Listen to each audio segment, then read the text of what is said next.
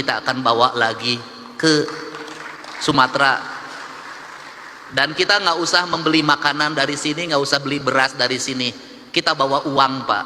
Karena yang diperlukan oleh pengungsi hari ini adalah uang. Toko sudah mulai buka, warung sudah mulai buka, yang tidak punya adalah mereka uang. Kalau mereka makan mie tiap hari terus juga kasihan juga. Nanti kita bawa uang dibagikan agar ekonominya muter. Cara saya menyikapi sesuatu pakai kitab. Kitabnya itu ada dalam pikiran dan perasaan saya. Saya selalu meyakini bahwa bisikan yang terbaik dalam hidup itu adalah bisikan hati yang terjaga dari puasa. Itu prinsip. Saya nangis, Pak. Kenapa saya nangis? Ada hal yang harus dibicarakan oleh kita. Kita tiap hari ngomong tentang Negara Kesatuan Republik Indonesia. Tiap hari, Pak. Negara Kesatuan Republik Indonesia. Negara kesatuan. Negara kesatuan itu negara yang bersatu. Negara yang bersatu itu negara yang tidak terpisah. Dalam kerangka pemahaman Gus Muafik ada dua hal di situ. Ada Tuhan ketika tunggal, ada Tuhan ketika jamak. Tuhan ketika tunggal disebutnya imanensi, dan Tuhan ketika jamak disebutnya transendensi. Ritualitas kita sudah sangat taat orang Indonesia terhadap ritualitas. Umroh ngantri, haji ngantri. Luar biasa ritualitas kita. Masjid terbangun di mana-mana dengan indah. Tetapi ada dua hal yang hilang tercerabut dalam tradisi agama kita adalah kita mencintai Tuhan tapi lupa terhadap hukum Tuhan. Hukum Tuhan yang benar, yang tidak perlu ditafsirkan, yang tidak melahirkan mazhab, yang tidak melahirkan kelompok, yang tidak melahirkan ormas adalah hukum alam. Hukum matahari tidak akan pernah berubah, hukum tanah tidak akan pernah berubah, hukumnya air tidak akan berubah, hukumnya udara tidak akan pernah berubah. Tidak perlu pakai tafsir.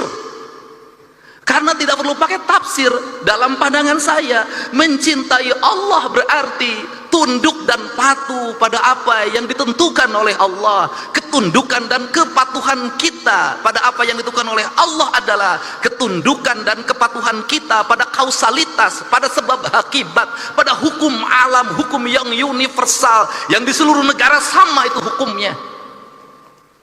Sehingga seorang nasionalis dia akan menangis ketika hutannya dibabat.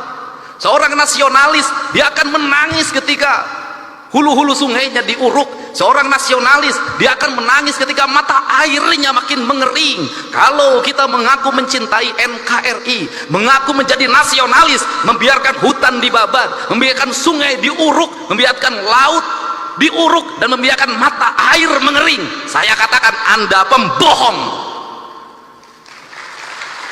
Dan Anda tidak mencintai Indonesia. Saya secara pribadi hari ini anak-anak muda Kak Kuarnas mulai posting di media sosial, mereka menggugat, Pak. Apa yang mereka gugat? Belanda menjajah Indonesia 350 tahun, gunung masih utuh, samudra masih terbentang luas, sungai-sungai jernih, dia meninggalkan perkebunan yang terhampar, bangunan-bangunan yang indah, gedung-gedung yang kokoh, jalan-jalan yang kuat, jembatan kereta api yang kokoh. Indonesia merdeka 80 tahun. Gunung gundul, sungai keruh, hutang menggunung, bangunan-bangunan hampir tidak ada yang berkualitas, jalan-jalan mudah rusak, jembatan mudah roboh. Pertanyaannya adalah siapa yang penjajah itu?